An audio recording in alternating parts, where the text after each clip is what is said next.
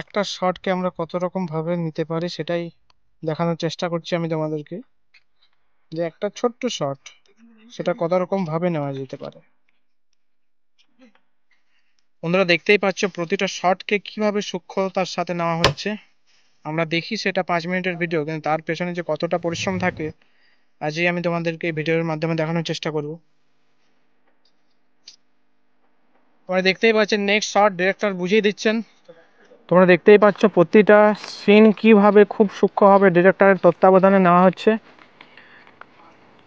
প্রত্যুষ দা, এই মিউজিক ভিডিওর যিনি ডিরেক্টর মানে প্রত্যুষ দা, যদি সময় হয় দাদা একটু যদি কিছু বলো এই সম্বন্ধে।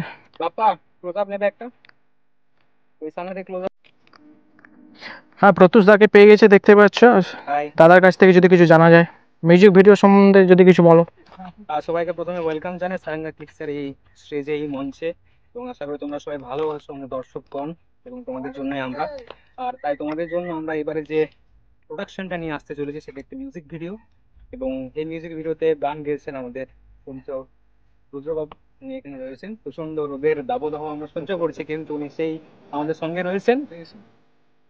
বাপ্পা, সে হাই। হাফ প্যান্ট পরে চলে এসছে, একটু হাই করতে।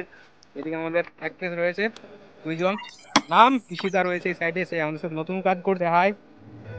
আর দীপাকে তোমরা অলরেডি চেনো। প্রত্যেকের কাছেই যাব আমরা এখন দাদার কাছে। আচ্ছা দাদা, রিলিজিং ডেট সম্বন্ধে যদি কিছু বলো।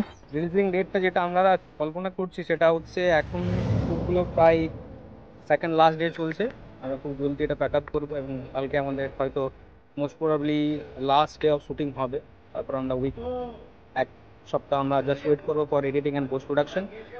বিফোর দিস ইয়ার এন্ডস আমরা কিন্তু এই মিউজিক ভিডিওটা অলরেডি পাবলিশ করব। সেই আশা এবং সেই বিশ্বাস নিয়ে আমরা এগোচ্ছি, তোমরা পাশে থাকলে সমস্ত কিছু হবে। আচ্ছা, অনেকেরই একটা প্রশ্ন, এবারে তো কন্টিনিউয়াস কন্টেন্ট আমরা পাবো তাই তো? একদম একদম একদম। অনেক দিন ধরে আমরা চেষ্টা করেছিলাম যে আমাদের এই কন্টিনিউয়েশন যে প্রসেসটা সেটা আমরা কন্টিনিউ করতে পারি, কিন্তু ডিউ টু সাম রিজনস আমরা করতে পারছিলাম না, হয়ে উঠছিল না বিষয়গুলো। কিন্তু ডিফিকাল্টিসের পরে কিন্তু আমাদের যে স্ট্রাগলিংটা সেটা পে অফ করবো, যদি আমরা যেটা বানাচ্ছি তোমাদের কাছে সেটা গ্রহণযোগ্য হয়। আর আমরা পরবর্তী অনেক প্রজেক্টস রয়েছে, অনেক শর্ট ফিল্মস রয়েছে, আশা করি তোমরা সেগুলোতে আমাদের সাথে থাকবে এবং আমাদেরকে তোমরা সেই সাপোর্ট এবং সেই ভালোবাসাটা দেবে। অসংখ্য ধন্যবাদ দাদাকে এই ব্যস্ততার মধ্যেও সময় দেওয়ার। আমরা প্রত্যেকেরই কাছে যাব, প্রত্যেকের অভিজ্ঞতা জানবো। তো এখন দেখছো শ্যুট চলছে।